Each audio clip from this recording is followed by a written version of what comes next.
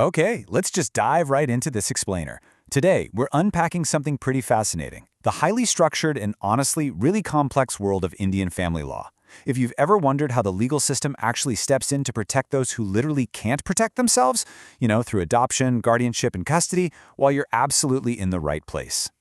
So, before we get into the weeds with the specific legal codes, I want you to keep this central tension in the back of your mind. What actually happens when adult rights clash directly with a child's needs? Because, spoiler alert, the law has had to evolve pretty dramatically to answer that exact question. Here is our roadmap for today. We're kicking things off with Hindu adoption law, then moving to foreign adoptions, the different types of legal guardians, the sweeping powers of the court, and we'll wrap up with custody and child welfare. All right, Section 1, Adoption under Hindu law, where we see the balancing of ancient tradition and modern realities.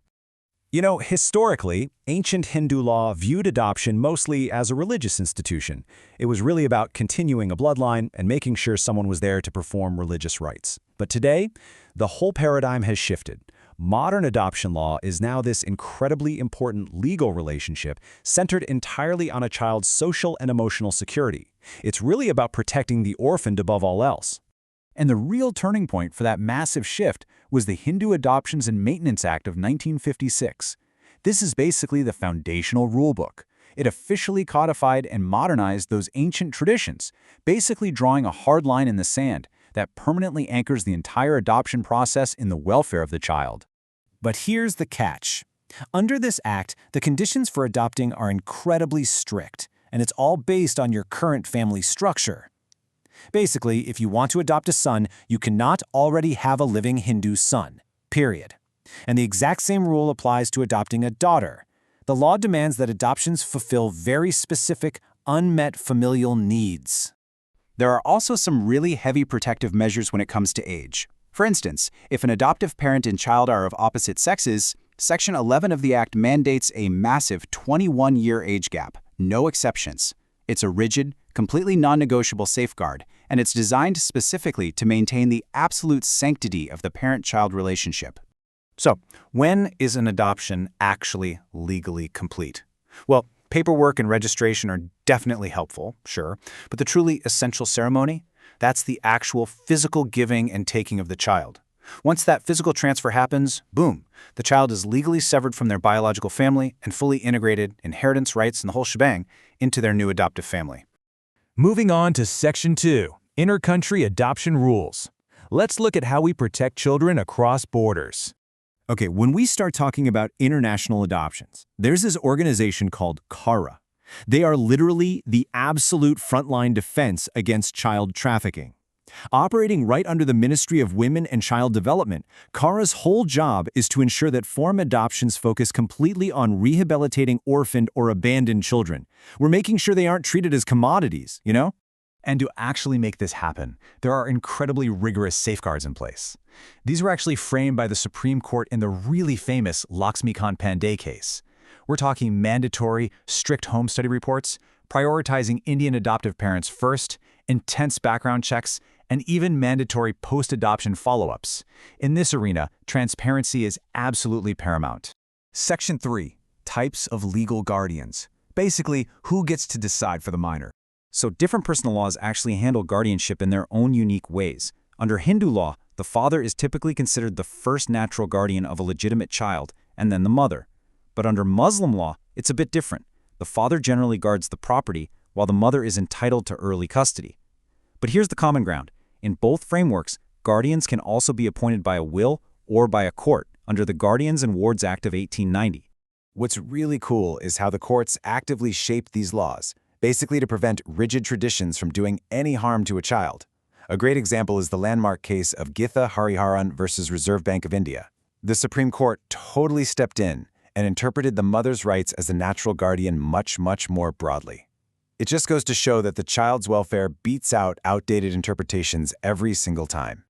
And when a court actually has to sit down and appoint a guardian, believe me, it is not just some bureaucratic rubber stamp. The court really gets into it. They evaluate the child's age, their sex, religion, and they even factor in the wishes of the child if they're mature enough to voice them. Every single step of this process is tailored to answer just one incredibly important question. What is the ultimate welfare of this specific minor? This brings us to Section 4, the power of courts. They are essentially the ultimate protectors of the vulnerable. See, the courts aren't just sitting back making rules. They are hands-on, active supervisors. They have the power to appoint guardians, sure, but they can also instantly remove them if there's any sign of abuse or neglect. They can demand financial accounts to prevent anyone from mismanaging a minor's property. They strictly control the sale or mortgage of those assets, and they hold the absolute final say over custody and visitation orders. And this precedent was really set in stone during the case of Rosie Jacob versus Jacob A. Chakramakal. The ruling is crystal clear here. The welfare of the child is the paramount consideration. When push comes to shove, this principle completely overrides any technical legal rights the parents might have. Basically, the child always wins. Finally, Section 5, custody and child welfare, which is really the welfare anchor of this whole system. Now, it's really important to distinguish between the different types of custody a court can grant. Physical custody is exactly what it sounds like. It just dictates where the child resides day to day. Legal custody, on the other hand, is a much bigger deal. It's the absolute authority to make those massive life decisions about education, religion, and general welfare. Oh, and in joint custody, both parents are actually sharing all of these crucial responsibilities. What's fascinating is that even specific religious frameworks have to bow to this overarching rule. Take the doctrine of Hisenat under Muslim law. It generally says a mother is entitled to custody during a child's tender early years. But, and this is a big but, it is explicitly subject to the overall welfare of the child. It's literally never an absolute right if it doesn't actually serve the child's best interests. The Supreme Court totally cemented this idea in the Gaurav Nagpal versus Sumedha Nagpal case. They ruled definitively that the welfare of the child is completely supreme over parental rights. A parent absolutely cannot just walk in and demand custody as a matter of legal right if it's going to be detrimental to the kid. So, when courts are actually applying this welfare principle, what exactly are they looking at? Well, as we saw in cases like Roxanne Sharma, it's definitely not just a math equation of who has more money in the bank. It's this holistic, comprehensive checklist.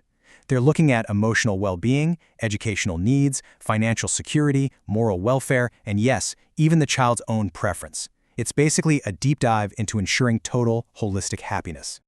So as we wrap up this explainer, I really want you to ponder this. Laws aren't just, dusty black and white texts in a book. They are living, breathing shields. We've seen them evolve from these rigid, ancient traditions into highly dynamic systems, all designed to protect our most vulnerable.